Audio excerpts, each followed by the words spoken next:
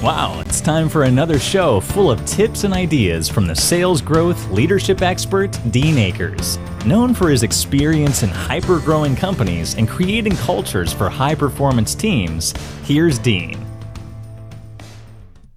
Well, welcome to this week's Sales and Leadership Ninja Show. I'm your head ninja, Dean Akers, each week bringing you a rant to stimulate your thinking in the realm of sales and or leadership. This week is kind of a near and dear show for me because most of you out there know, a lot of my shows come about by something that sparks me from the previous week or previous couple weeks, and that's why it turns into a rant. And today's definitely going to be a rant.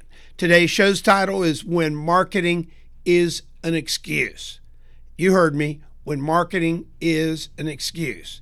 So I had some debates this past week, and somebody was saying we need better marketing. So I want to give you my opinion on this whole strategy. Now, I've been the CEO of a lot of companies and or owner of companies, and I've been in companies that are consumer businesses and in companies that are B2B businesses.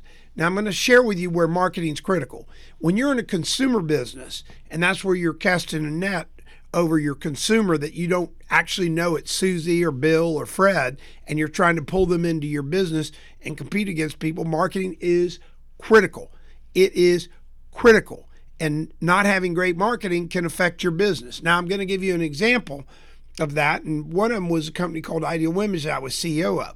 We had marketing. Our marketing, we knew our customer because we did the demographics. We knew it was a 40 to 25-year-old female. We knew that the household income was around $37,000 because we did demographic analysis. And interestingly enough, we knew their drive time was about 10 minutes.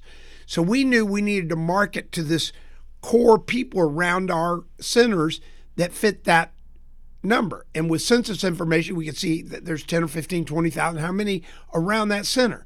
And now we had to reach them in the methods that they would that they were reachable. One was social media, one was radio in our case, and in turn we grew the brand. Now, with that kind of marketing, the key number wasn't dollars. Everybody goes, how'd you spend $25,000 per month per location in the laser hair removal business? Very simply, we knew what our acquisition cost, and that's what we managed. We knew that marketing would drive a lead. So if you're out there listening today and you're doing business to consumer and you're doing marketing where you're getting leads, you want to see how many leads you get. And that's an inbound call. Whether they buy or not, your marketing drove them to inquire. That's critical because that's all that the marketing can do is get them to your door. So in this case, we would know exactly what our lead cost was. Then we knew what our closing ratio was, and that became our acquisition cost. Again, very critical numbers. And why is that critical? When we wanted to grow our business, we just threw more money at marketing because we absolutely knew that every dollar we spent, we knew exactly how many leads we would get, how many customers it would convert to, and it was just math. And it really worked. And we opened up all across the country that way. Conversely, when I bought that first company I bought, which is a tire business, we had retail and commercial tires. We were competing against major retailers. We were a small player. We were never making money in retail. I looked at it and I said, we don't have the money to go create mind awareness and get the consumer to know to come to see us because we don't know who they are. We just know that they're tire buyers. We know kind of a little bit about the demographics, but to reach them was going to cost us millions. Conversely, in the commercial tire business, we knew exactly who could buy our tires. We knew who the biggest were. We knew the big grocery chains, the big Riders, Hertz, all those people. We knew the companies that could buy our tires. So now we could go to them. Instead of marketing, we could go and actually become sales focused. And now we became very sales focused, which was get to know our customer, have our customer engage with us, and then our customer would buy from us. And that's the whole CV process. It's the thing that I talk in so many of my rants about, really selling to customers, because you know who your customer is. You know everything about them. You don't need to market to them. You need to go sell them. You need to go sell them. You need to call on them. You need to build relationships. You need to have them and understand their needs. Somebody asked me the other day, don't we need marketing? I go, no, we know exactly who our customer is. We just need to go meet and know our customer. And in this case, I had a shocking thing this week. I had one of my salespeople, actually two of them, tell me we need more marketing. This is the company I'm working with. We need more leads. And I sat there and I go, well, I've been working with you guys. We know exactly what our customer looks like. We've got a list that shows thousands of customers within 50 miles of your house. The value of those customers could make you make $1 million minimum if you just had some market share and you've never even made $100,000. Why do you need marketing? You know who the biggest ones are. Go out, meet them. You know they buy. They buy every week or every month or every year. We know they buy. It's not a theory. It's not I wonder if they buy. We can drive to their office and see exactly what we sell sitting there. So we know they buy. We even know, conversely, how much they buy by their sizes. So I'm sitting there going, you guys need to get out there and cold call, meet the customers, build relationships. This is not marketing. You do not need marketing. Marketing is an excuse for you. And one of the guys actually told me, he said, look, I don't do cold calls. I'm not a 30-year-old. What? I could not believe it. And that's where my rant came from this week. I could not believe he said that to me. Here's a guy that never made a lot of money in sales, and he's waiting on marketing. He's waiting for somebody to say, go see that guy. And that guy already buys every year.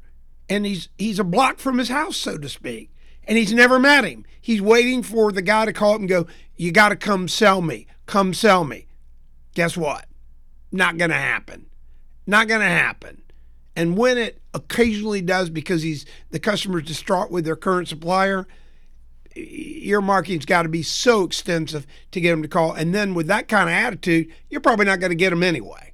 So if I'm ranting today, you got it. I am totally ranting today because I have customers that don't understand, or not even my customers, people that I've talked to over the years. When you know who your customer is, especially when you know exactly what they look like, now you got to get in front of them, build relationships, do all the stuff our previous shows have talked about with touches. You can grow your business exponentially when you know who your customer is. And I've done this in a number of businesses. When I know who my customer is, I go right for the juggler. I go to build relationships. I do the subtle touches we always talk about. I get to know 3 deep, and I look at all that, and it just always works. The flip side, if I'm in a retail business, I look at my acquisition costs. I have retail customers that are in the business to consumer business. And in their case, I look at it and I say, our acquisition cost is X. We need to spend another $20,000 a month. And at $20,000 a month with the same funnel, our sales will grow by millions. It's just math. And they'll go, well, I don't have $20,000. I said, if our acquisition cost is right, which we've been tracking, go borrow it. Go put it on a Visa card. It's irrelevant. 25% interest, irrelevant. Because now in the business to consumer, you're driving the customer in, you close them, you know all the metrics, and all of a sudden your sales grab. In the B2B, which is what created this rant today, is if you're out there listening now and you know what your customer looks like, you're selling to businesses, and you know you can make your CV list out. And by the way, if you want help on this, just reach out to me at help@adjunctceo.com and type in there, Dean, I need an example of a CV list, or give me a call. I'll be happy to help you at no charge. This is part of my passion. So when you get this CV list, now you know who they are. You start doing the things, you know their value to you in money. And I had one guy one time say, well, I've called them 3 times and they haven't returned the call. And I said, what are they worth to us? And we did the math and they were worth $100,000. What? $100,000? Get in your car. Go see them. So I also had another thing that created this. So if I sound crazy this week, I am crazy. I had a front desk. I met a front desk of one of my clients sitting up there helping them. Got a young, sharp guy really doing a good job kind of coaching him on stuff. And we're definitely a business to consumer business, but we're sitting up there talking about different things. And this lady walks into our office and she doesn't even engage us. I was like, I'm in a suit. I'm an older looking guy. Probably am, if I'm sitting at the front desk, it's probably a coincidence that I'm not the front desk person anyway. But this person walks in, never introduced herself. Said, hi, I'm Mary, blah, blah, blah. That's not a real name. And she goes, I wanted to give you a brochure of our company. If you need anything, just let me know. Thank you. Turns around and walks out. And I was sitting there stunned. I was like, what? Now, this woman, when I picked her card up, she was vice president of sales and marketing for this company. I'm like, oh my God. She comes in, no engagement, no questions, drops a brochure that was probably, I don't know, $20. I mean, it had all kinds of inserts. It was very well done. I mean, it was a nice brochure. If I was a brochure judge that day, I probably would have given her a 10 on brochures. Now she's left. She doesn't know anything about us. She hasn't even asked the first question. No engagement. Just dropped her card, connected to her brochure, so she didn't even introduce herself and reach out and shake. You can't make this up. You can't make this up. So I want you to think about your business. If you're in the business of business to consumer, where your customers are widespread, then make sure you know your acquisition costs, your lead costs. And if you're doing that and tracking it, you got to track it every day. That way, you know, if you throw more money at it, you're going to get more leads and business and stuff. It's just math. If you're in the business to business realm, which is a lot of companies, don't let marketing be your excuse. You know your clients, you know how to go reach them, go get in front of them.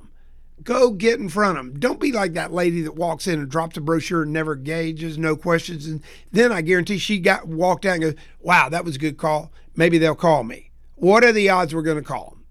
Zippo. So again, I want to thank everybody out there for tuning in each week. And by the way, I want to thank all my companies that use this as a sales meeting thing for them, where they have the teams watch this at their sales meeting, because it's usually 8 to 12 minutes. Today's a little longer because I'm a little bit more torqued up. But anyway, I want to thank everybody that tunes in each week. And by the way, if you ever have a question on this, all you have to do is reach out at help@adjunctceo.com. That's help@adjunctceo.com. We'll get back with you with ideas. And also the Organizational Climate Questionnaire, the CEO Physical, and the 3-Circle program are all available. All you have to do is reach out to help@adjunctceo.com, and I will be there for you. So this week, let's not make marketing an excuse. We hope you enjoyed this week's show. Subscribe today to our podcast and send questions or thoughts to help@deanakers.com. Also, visit us at www.deanakers.com to listen to prior shows and view helpful videos. Also, great tips to download. Thanks again. See you next week.